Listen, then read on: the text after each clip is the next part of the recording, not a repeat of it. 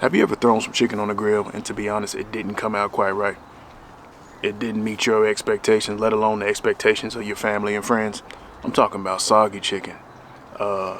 Chicken that's just dried out, right? Moisture's gone, seasonings disappeared or burnt up on the meat before the meat's even done. If that sounds familiar, then stay tuned, because in today's episode, I'm going to show you how you can add a dry brine to your food prep and food seasoning process, and also show you how we're going to build this no salt custom rub that's designed specifically for direct grilling.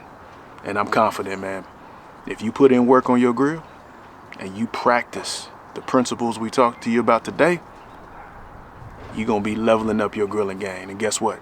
I can't wait to see it. So if that sounds good to you, then let's dive in. When grilling over direct heat, moisture loss and seasoning burn off are big problems. Dry brining locks in juices, seasons the meat deeply, and improves texture without adding extra steps. Plus, since we're brining with salt, we'll adjust our rub to keep the balance just right. First, let's pat our chicken completely dry to help the brine do its job.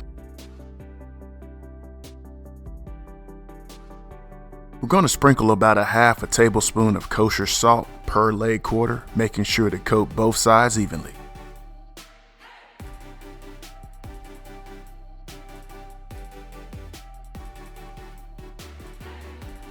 Next, we'll place the chicken on a rack or plate so they can sit in the refrigerator uncovered for at least 2 hours, but ideally, you want them to sit overnight.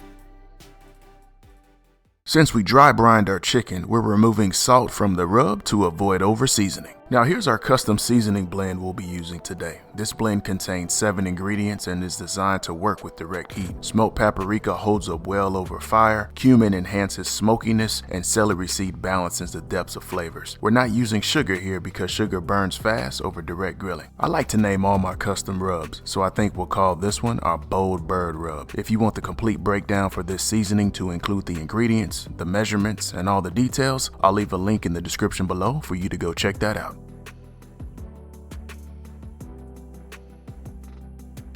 It's been just over 2 hours, so let's remove our leg quarters from the fridge, and we're going to pat them dry with a paper towel to remove any surface moisture as a result of the brining process. With our rub now mixed together, let's go ahead and generously apply our rub to each piece of chicken. Remember, there's no salt in this rub. The dry brine took care of the salt, so we can apply a generous amount of rub to each one of our leg quarters.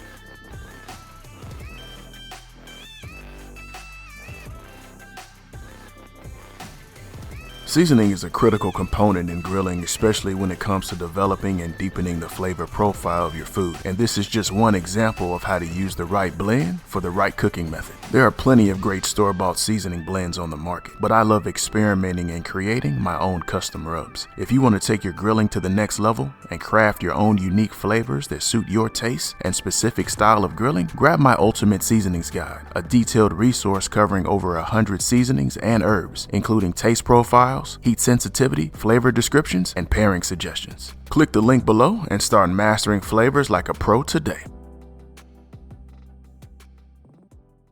Our coals are ready, so let's go ahead and get our grill set up. For today's grilling session, we'll be using the direct grilling technique. That means we're going to spread our coals evenly across our entire grill, and we'll be cooking our food directly over the coals. In my experience, the direct method is going to give you the most intense, smoky charcoal flavor on your food as compared to other grilling techniques. However, since we're grilling directly over the coals, we're going to have to pay close attention to our grill so that we don't overchar and burn our food. With our grill grates cleaned and lubricated, let's go ahead and get this meat on the grill.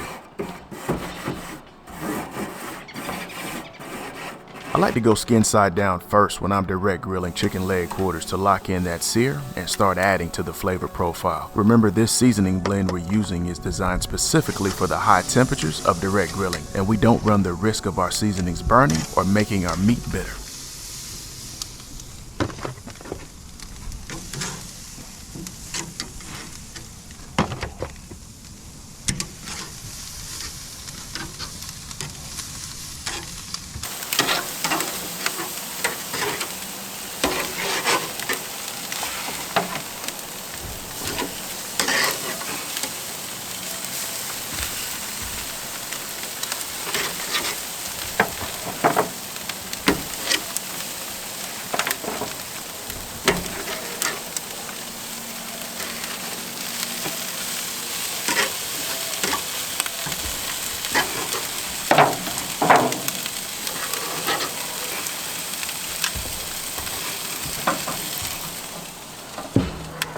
We'll flip these chicken leg quarters every 5 to 7 minutes or as needed. However, there are 2 things we'll be looking for to measure the doneness of our leg quarters. Number 1, we want them to reach an internal temperature of at least 185 degrees Fahrenheit, and 2, they need to have our desired color and texture. Personally, I'm not a fan of soggy chicken. We not only want our chicken to be delicious, we want it to have that look and appearance that only comes from spending time directly over the coals.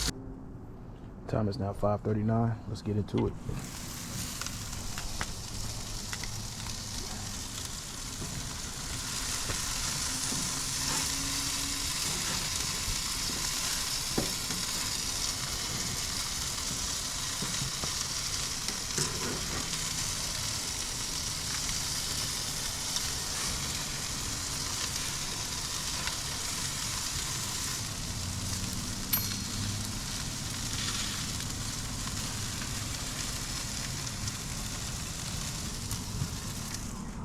After some time and steady grill management, this chicken is done. Our internal temperatures are checking out, and the color and texture is exactly what we're looking for.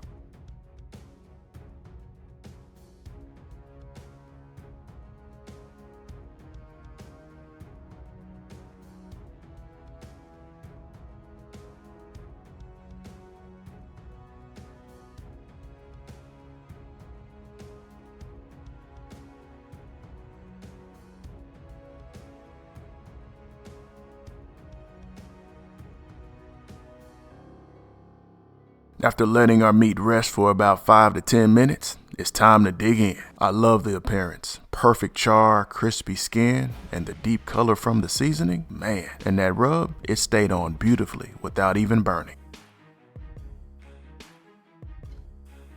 Here we go. First bite. Man, you get that deep smokiness right away. The crispy skin gives way to juicy, flavorful meat. That brine really locked in everything. And the rub? We've got layers of smoky, garlicky goodness with just the right amount of kick. This is exactly how grilled chicken should taste. Y'all gotta try this out. If you watch our videos, you know that when we're at the dinner table, my son Judah usually sits to my right. And when I hear him smacking in my ear and seeing him lick bones like this, I know it's good. How it taste, Judah? Good. Good.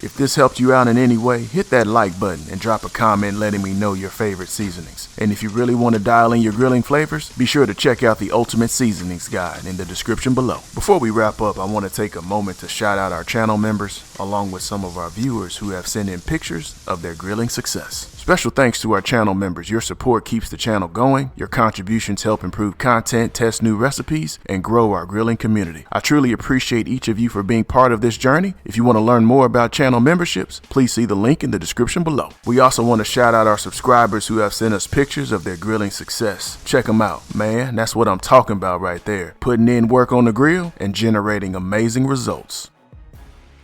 If you want a chance to be featured in one of our upcoming videos, send in your best grilling photos and include your YouTube handle name, and you might see them in an upcoming video. Our email address is in the description below. Hey, before we go, here's one more quick tip. If you really want to maximize crispy skin, try placing the chicken on a wire rack over a baking sheet while it's in the fridge. This allows airflow to circulate around the entire surface, drying it out more evenly and speeding up the crisping process when it hits the grill. Definitely try this out next time you're on the grill and let me know how it works for you.